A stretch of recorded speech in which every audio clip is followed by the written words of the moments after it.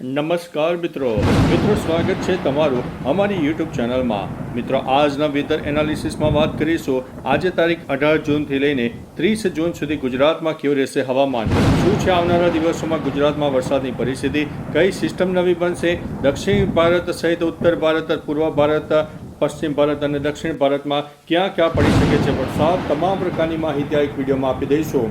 ઉપરાંત મિત્રો કયા જિલ્લામાં સૌથી વધારે વરસાદ પડ્યો અને કયા જિલ્લામાં વધારે તકલીફ થઈ રહી છે, તમામ પ્રકારની માહિતી આ એક વિડીયોમાં તમને આપી દઈશું। પ્રથમ મિત્રો તાપમાનની વાત કરીએ તો ગુજરાતમાં અત્યારે જે ગરમીનો પારો 38-39 ડિગ્રીની આસપાસ હતો તેની જગ્યાએ હવે 30થી લઈને 35 કહી શકાય કે ડિગ્રીની આસપાસ પહોંચી ગયો છે, એટલે ગરમીમાં આપણને આંશિક રાહત મળી રહી છે। બીજી તરફ મિત્રો બંગાળની ખાડી અને અરબી સમુદ્રનો કહી શકાય કે ભેજવાળા પવનો જોરદાર ગુજરાતને મળી રહ્યા છે, જેના લીધે થઈને લો ક્લાઉડ ફોર્મેશન પણ મજબૂત બની રહ્યા છે અને સૌરાષ્ટ્ર સહિત ગુજરાતના અનેક ભાગોમાં ભારેથી અતિ ભારે વરસાદની શક્યતા દેખાઈ રહી છે।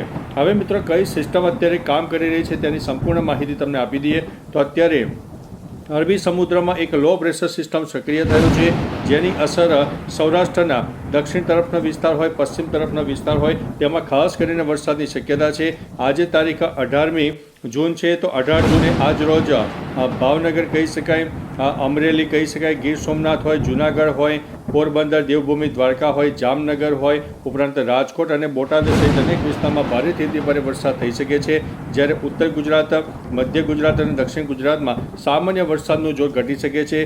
જો કોઈક જગ્યાએ લોકલ ડેવલપમેન્ટ સર્જાઈ જાય તો 1 થી 4 ઇંચ વરસાદ થઈ શકે છે, પરંતુ સાર્વત્રિક વરસાદ આવો 1 થી 4 ઇંચ વરસાદ જોવા મળશે નહીં।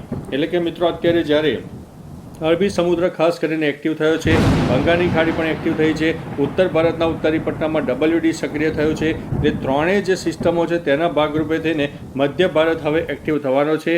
અત્યારે અરબી સમુદ્રના ભેજવાળા પવનોને કારણે ગુજરાતને વરસાદ મળી રહ્યો છે, પરંતુ આગામી કહી શકાય કે 2 થી 4 દિવસમાં આ મધ્ય ભારત તરફ એક મજબૂત સિસ્ટમ સક્રિય થશે, જે ઉત્તર ગુજરાત, મધ્ય ગુજરાત અને દક્ષિણ ગુજરાતના અનેક ભાગોને પ્રભાવિત કરશે।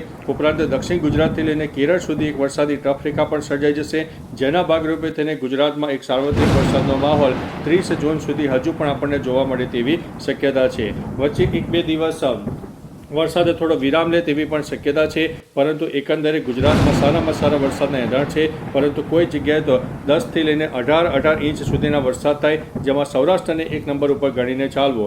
ઉપરાંત મિત્રો તારીખ 18, 19 અને 20 તારીખના રોજ કચ્છ હોય, ઉત્તર ગુજરાત હોય, સૌરાષ્ટ્રના અનેક ભાગોમાં હજુ પણ સારામાં સારો વરસાદ થાય, મધ્ય ગુજરાત અને દક્ષિણ ગુજરાતમાં પણ મધ્યમથી થોડો વધુ વરસાદ થાય તેવી શક્યતા છે। આ એકંદરે સાર્વત્રિક વરસાદનો માહોલ આપણને જોવા મળનારો છે। હવે મિત્રો આગામી 12 કલાકની ખાસ કરીને વાત કરીએ તો 12 કલાકમાં સૌરાષ્ટ્ર હોય, દક્ષિણ ગુજરાત હોય, મધ્ય ગુજરાત અને ઉત્તર ગુજરાતના બનાસકાંઠા, સાબરકાંઠા, અરવલ્લીના અનેક ભાગોમાં ભારેથી અતિ ભારે વરસાદ થઈ શકે છે।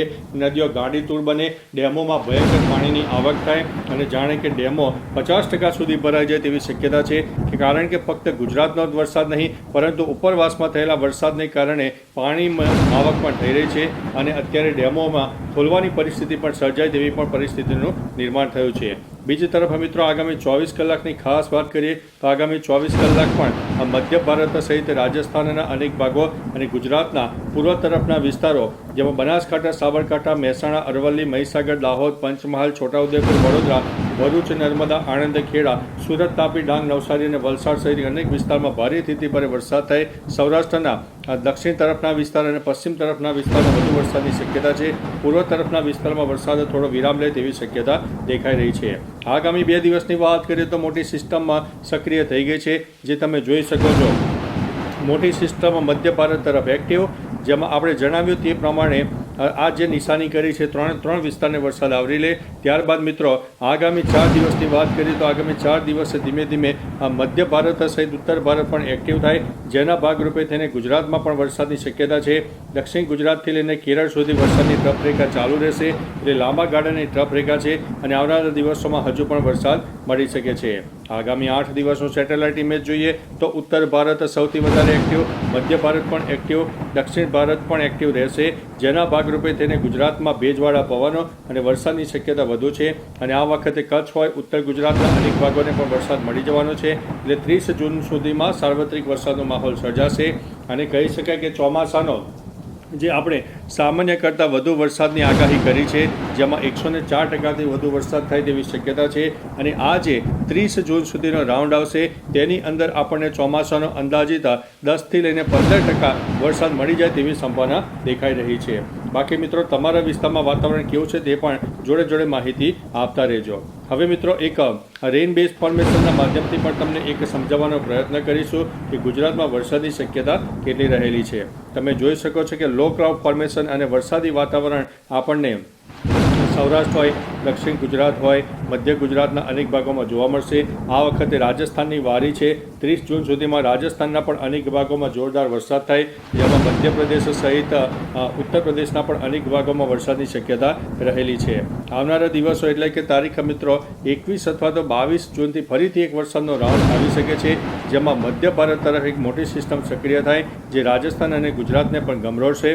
અને બીજી તરફ દક્ષિણ ગુજરાતથી લઈને કેરળ સુધી આપણે જણાવ્યું તે પ્રમાણે લાંબા ગાળાની ટ્રફ રેખા સર્જાશે અને તેની અસર આપણને છેક 30 જૂન સુધી પણ જોવા મળનારી છે. મિત્રો, મહત્વનું છે કે ગુજરાતમાં અત્યારે જ્યારે ચોમાસાનું આગમન થઈ ગયું છે, ગુજરાતના અંદાજિત 10થી 20% વિસ્તારોમાં ચોમાસાએ એન્ટ્રી કરી લીધી છે, ત્યારે આગામી 30 જૂન સુધીમાં સારામાં સારો વરસાદ થશે. જુલાઈની વાત કરીએ તો જુલાઈમાં પણ બંગાળની ખાડી અને અરબી સમુદ્ર ખાસ કરીને એક્ટિવ થશે, જે દક્ષિણ પશ્ચિમ ચોમાસું લઈને આવતું હોય છે, અને એ બે જગ્યાએ સારામાં સારી સિસ્ટમ સર્જાશે. અને જુલાઈ મહિનો પણ ગુજરાત માટે સારામાં સારો રહે તેવી શક્યતા છે.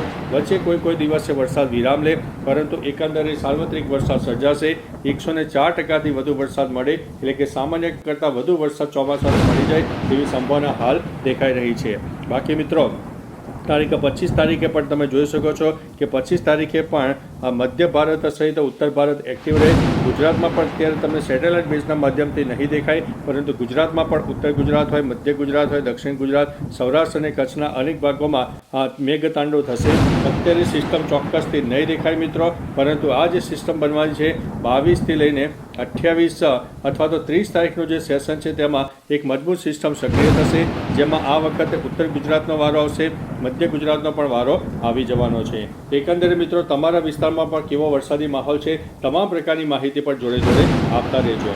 ઉપરાંત મિત્રો, ગુજરાતમાં ક્યાં વરસાદ પડ્યો, ક્યાં વધુ મુશ્કેલી છે, તેના પણ સમાચાર આપણે નેક્સ્ટ સ્લાઇડમાં તમને આપી દેવાના છે, એટલે થોડા વિડીયો સાથે જોડાયેલા રહેજો. અને જે ખેડૂત મિત્રો છે, તમારો જે ખુલ્લામાં કોઈ વસ્તુઓ ચીજ વસ્તુઓ પડી હોય, ઢોર ઢાકર હોય, તેને સુરક્ષિત જગ્યાએ રાખજો, કારણ કે વીજળી પડવાના ચાન્સીસ અને ભારે વરસાદને કારણે એક મેઘતાંડવ થાય અને એક વહેણ જોવા મળે, ગામમાં નદીઓ વહેતી જોવા મળે અને તમારી ચીજ વસ્તુઓ પલળી જાય તેવા સંકેત છે. એટલે થોડા અત્યારથી જ સાવચેત રહેજો, એલર્ટ રહેજો. મિત્રો, ગુજરાતના ઘણા બધા વિસ્તારોમાં ભયંકર વરસાદ પડ્યો છે.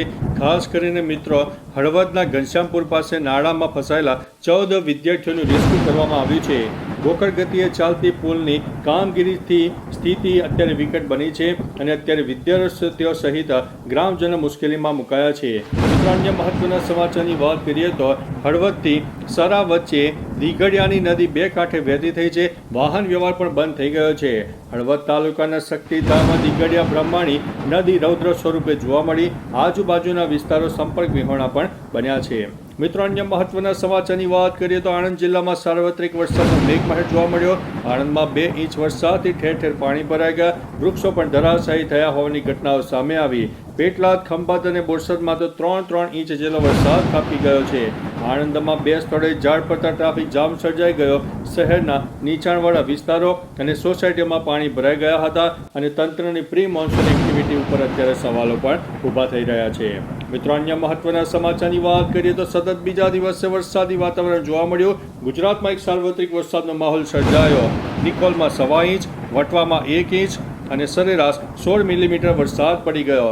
સરખેજમાં 1 ઇંચ, મેમકોમાં 20, વાસણા વિસ્તારમાં 17 મિલીમીટરથી વધુ વરસાદ પણ નોંધાઈ ગયો છે.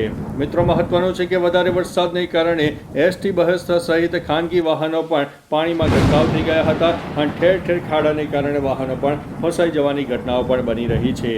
ત્યારે મિત્રો, અન્ય મહત્વના સમાચારની વાત કરીએ તો ડાકોરથી મહેમદાવાદના ખાસર ચોકડીને જોડતા હાઈવેમાં પ્રથમ વરસાદમાં જ ગાબડા શરૂ થઈ ગયા હતા. 150 કરોડના ખર્ચે બનેલા રોડમાં બેદરકારી દાખવવામાં આવી હોવાની બૂમો છે. કોન્ટ્રાક્ટરની મિલીભગતથી ખાતરકથી ડાકોર તરફના કેસારાના પેટ્રોલ પંપ પાસે રોડની જમણી બાજુએ ખાડા પડવાની પણ ઘટનાઓ પ્રકાશમાં આવી છે. તો ચાલો મિત્રો, ફરીથી દેશ અને દુનિયાના સુપરફાસ્ટ સમાચાર લઈને મળતા રહીશું. ત્યાં સુધી અમને રજા આપશો. નમસ્તે.